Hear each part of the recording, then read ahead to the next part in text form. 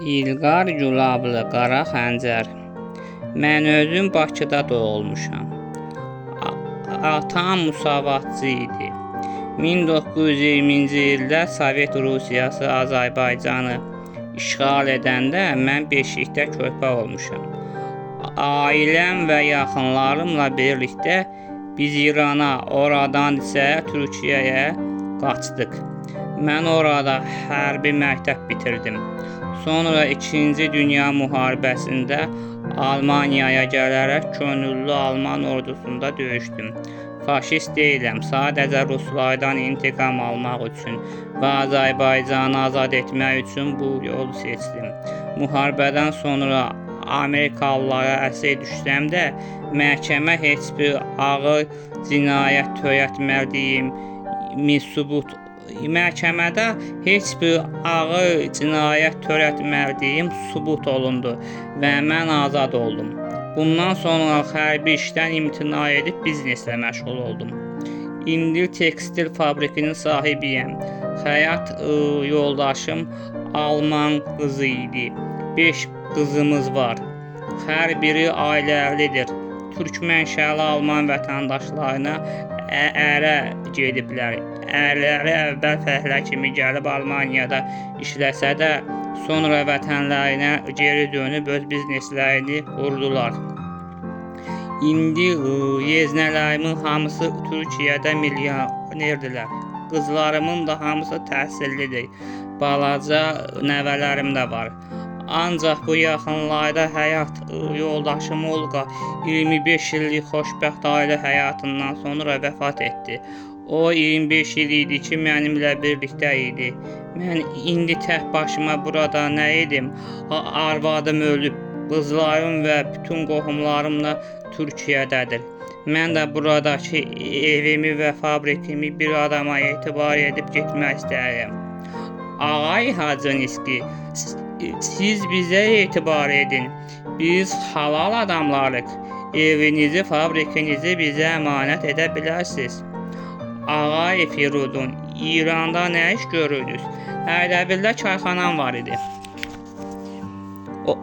Onlar danışıb razılaşdılar. Hacı bəy Hacıniski evini, fabrikini və bütün sərvətini Firuduna əmanət edib Türkiyəyə getdi. Firudun onun fabrikini işlədib, hər ay evin pulu ilə birlikdə Türkiyəyə Hacı bəyə göndərirdi. Bir neçə aya Firudun bahalı bir maşın da aldı. Artıq onlar zəngin bir ailə idilər. Firudun həftənin 5 günü işləyib, şənbə bazar günləri isə Şahnazla birlikdə Almaniyanın müxtəlif yerlərinə gəzməyə gedirdilər. Bəzən də idman salonlarına gedib ağır idman növləri ilə məşğul olurdular. Bəzən şəhər kənarına gəzməyə gedib 1-2 gün dincəlirdilər. Aradan 1-2 ay keçmişdi. Şahnazın ürəyi tez-tez bulanırdı. O həkimə gedib yoxlandı və hamilə olduğunu öyrəndi. Firudun buna çox sevindi. Firudun Şahnaza Qara Xəncəri tapıb öldürməyi söz vermişdi. Ancaq indi onların başı işə, əyləncəyə və dünyaya gələcək övladlarına qarışmışdı. Nəhayət 9 ay gəlib keçdi. Firudunla Şahnazın bir oğulları dünyaya gəldi.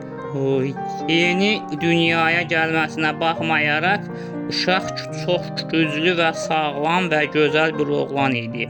Şahnaz uşağını qucağına alıb üzündən öpdü.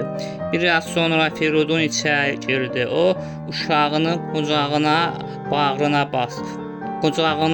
alıb bağrına bastı və üzündən öpdü. Daha sonra uşağı anasına verdi və onun da üzündən öpdü.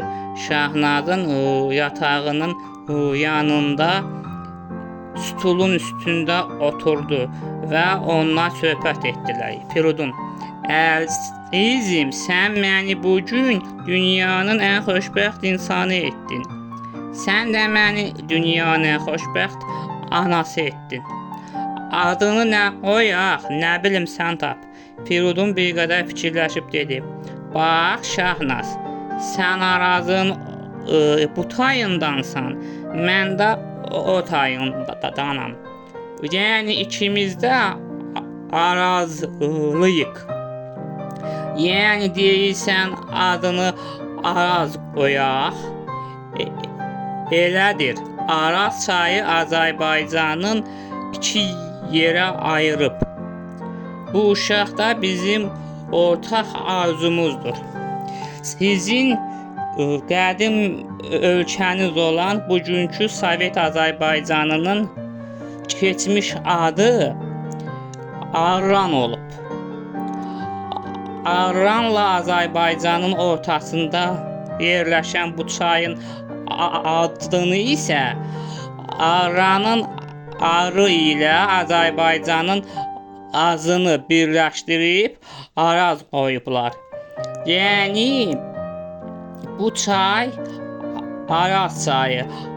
Arranla Azərbaycanın, yəni Albaniya və Atropatenanın, Qafqaz və İranın birliyinin simvoludur.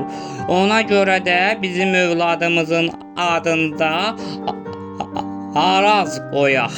Yəni sən Araz, Aranlısan, mən Azərbaycanlı. Bu uşaq da bizim ikimizin birliyinin simvolu olsun.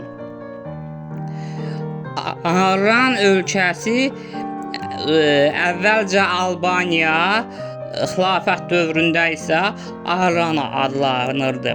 Sonrakı dövrlərdə Şirvan, Qarabağ və Prusiyada bölünür.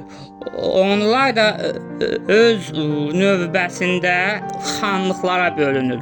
Rusiya isə bu xanlıqları, yəni Qafqazdakı bu xanlıqları öz tərkibinə birləşdirir. İlk dəfə Musavat hökuməti bu ölkəni, yəni Arranı Azərbaycan adlandırdı. O vaxtdan Arran oldu Şimali Azərbaycan, İrandakı əsl Azərbaycanda oldu Cənubi Azərbaycan. Və bizim oğlumuz da Arranla Azərbaycanın, yəni Qafqazla İran türklərinin simvoludur, birliyinin simvoludur. Onlar uşaqlarının adını Araz qoydular. 1971-ci il iyul ayının 14-ü idi. Firidun Gilin evində şadlıq var idi. Ev qonaqlarla dolu idi. Arazın bir yaşı tamam olmuşdu. Firidun Berlində nə qədər Azərbaycanlı türk var, hamısı ilə dostluq əlaqəsi qurmuşdu. Onun dostları çox idi. Onlar ailəvi dostluq edirdilər. Ona görə də ev qonaqla dolu idi. Onlar Azərbaycanlı, türk və almanlardan ibarət idilər. Araz yerisə də hələ danışa bilmirdi. Amma ətrafındakıları başa düşürdü. 3 dillə insanları başa düşürdü. Türk, Azərbaycan və Alman dillərində. Şahnazın geyindiyi qırmızı rəngli uzun paltar ona çox gözəl yaraşırdı. Onlar yeyib içib şənləndilər. Şahnaz Firidunla birlikdə viski içirdi. Axşam çağı qonaqlar getdikdən sonra Şahnaz Arazı yatızdırıb Firidunun yanına gəldi. Ər-arvad sərxoş halda yataq otağına girdilər. Firidun Şahnazı qucaqlayıb dedi: "Şahnaz, səni sevirəm, mən də səni sevirəm." Sonra Şahnaz onu öpdü. Onun ağzından viski qoxusu gəlirdi. Firidun ilk dəfə içki içirdi. Firidunun əlləri onun topbuş yançaqlarına və incə belinə toxundu. Çiyin və boğazının altını gəmirdi. Göbəyindən öpdü. Şahnaz da onun əzəli bədəninə toxundu və muskullarından öpdü. Onlar səhərə qədər dəlicəsinə sevişdilər. Firidun səhər açılan kimi hamama girib